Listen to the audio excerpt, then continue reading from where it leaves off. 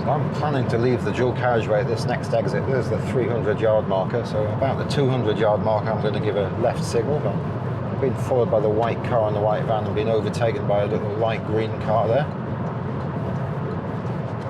Now, I am planning to turn right, so I'm coming off the road in the right-hand lane. So I'm looking for the third exit. So once I'm out, I've cancelled the signal. And it's quite a long way up to the junction, so I'm going to use all that momentum I've got to get there. So check centre and right, signal up for right, and then begin to use the brakes gently to slow it down. Start to have a look to the right, especially out the side window at what's coming across the bridge on the right. And after that first vehicle, there's nobody else there, so we'll enter the roundabout onto the inside lane. So I'm after the third exit. So I've got nobody very close behind me. Car on my left should be leaving the road. That's the first exit there. And then the second exit's just around the corner. So as I pass that, I'm going to check the left-hand mirror and then signal down for left, cross to the left. So off the gas into the bend here. And checking the mirrors as I straighten up. The signal's cancelled itself. So the speed limit here is actually 40 up ahead, so it's national where we are now, so we want to be at 40 by the time we get here.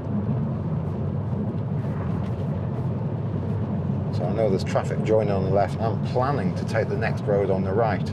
So I'm checking the centre and right mirror. There's a car overtaking me. I'm going to signal up for right, so the van behind me knows I'm planning to turn right. And as that car in front of me moves safely away, I'm moving across to the right. And I'm cancelling the signal for the lane change, and now I'm going to check the mirrors again, signal up for right for the right turn. And I'm looking at the oncoming traffic now. So there's a fair weight of traffic coming towards me. So I'm just going to roll forwards, and I'm going to swing the car to the right a little, just so I've got a better angle of approach into my half of the new road. So there's quite a bit of traffic coming forwards. So after the white Volkswagen, it looks pretty good to make the turn. So I'm going to make a nice prompt, efficient turn, bearing in mind the speed limit is 20 in the new road. We're immediately faced with speed bumps.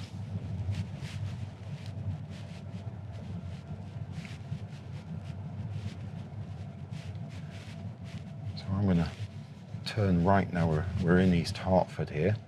And that's a very wide junction. The temptation would be to cut that corner. So I've checked the mirrors and I've signalled. So I'm following the road ahead till my wing mirror lines up with the centre of that new road, and I'm going to turn into my half. I'm going to follow the road around, staying in my half. We've got to make an adjustment for these parked vehicles, so we're just checking the appropriate mirrors here. And there's another van there. It doesn't make it practical to come fully back to my part of the road, so I'm just drifting back very gently. And I want the next road on the left side here, very sharp corner. So having a look generally in the mirror, so I'm going to roll forwards until the pavement in the new road is just under my door mirror before I try and turn. And that way my car comes round into my half of the new road as accurately as possible. So we're just following the road ahead here. So I see the cars coming to the road in front of me, but I'm already in the gap here. So I'm going to ease to the left after the blue vehicle. And then ease back to the right there in a hurry. Did you notice their wing mirror was hanging off? So could be a sign of a rash decision made earlier. The man's kindly shut the door. But just with a gap like that, you just want to be slow. We're sort of barely 7 miles per hour here. So we're going to turn left at the end of the road, even though there's no road markings. I'm going to treat it as the end of the road. I'll assume that that would be the through route or the main route ahead of me. A child on the pavement on the left. I look through the windows of the car on the right. So it looks pretty good. Ease forward. I was just looking both directions, wondering what was going on. There's a man unloading the truck on the right there, suddenly caught my attention for a moment. So we've got nobody following, nobody coming towards us. You can see that you could easily have a meeting situation here.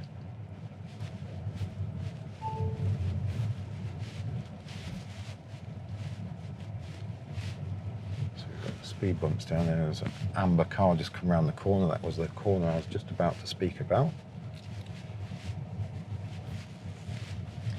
So again, I can't see around it, so it's not a turning like turning at the new road, but it's just following the main road around. So again, where you can't see what's there, you want to be cautious. So I don't know why my phone keeps telling me it wants to charge up there. So I've got the car coming towards me, but the obstruction's on his side, so he's given way to me, and I'm just going to wave to say thank you.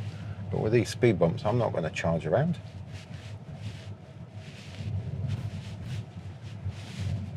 Remembering the maximum speed limit in this village was 20 when we turned into it, wasn't it? So we're just following the road ahead. And there's the turning we just went into a few moments ago. So the end of the road here is rejoining the dual carriageway. So there are two potential approaches to doing this. Because the road opens out on the left like a slip road, I can use it as a slip road to build up my speed and join like any other slip road. Or if there was a bus at the bus stop, I could treat it like turning left into the road. So but in all cases, we want to be wary of people turning off because it is the beginning of a slip road. So I'm going to signal to the left here. I'm not sure what the motorcycle on my right's doing. As I come round there, I'm then going to signal to the right just to join the dual carriageway. Remembering the speed limit is 40. So I suppose I could have signalled right there, but that might have told people behind me that I may have been going to turn right and go across that central reservation in the dual carriageway. Difficult one. I'll go for a left signal, then a right signal, personally. So I'm going to go to the right, third exit for Tynemouth at this roundabout. So I'll check the central right mirror. There's nobody behind me, so I don't really need a signal to move across. There's a car in the far distance, but it's really not helping it. So I'm going to signal right. The speed limit there at the roundabout changes to national. So very difficult to see at the right. So slight pause. There's a car herring around the bend on my right. So remembering we just saw the national speed limit there. So when I enter the roundabout, I'm going to go to the inside lane. I'm not going to cut across to the left. Because the car on my left is doing the same. Signal's cancelled, so I'm putting the signal back on. We're making reasonable progress here. There's exit 1.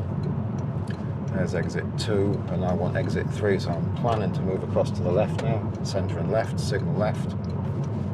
Sliding across to the left. There's my exit, so I'm coming off the gas, checking the mirrors, taking advantage of engine braking here. And then gentle gas. So we've got nobody currently following closely. I'm just going to follow the road ahead.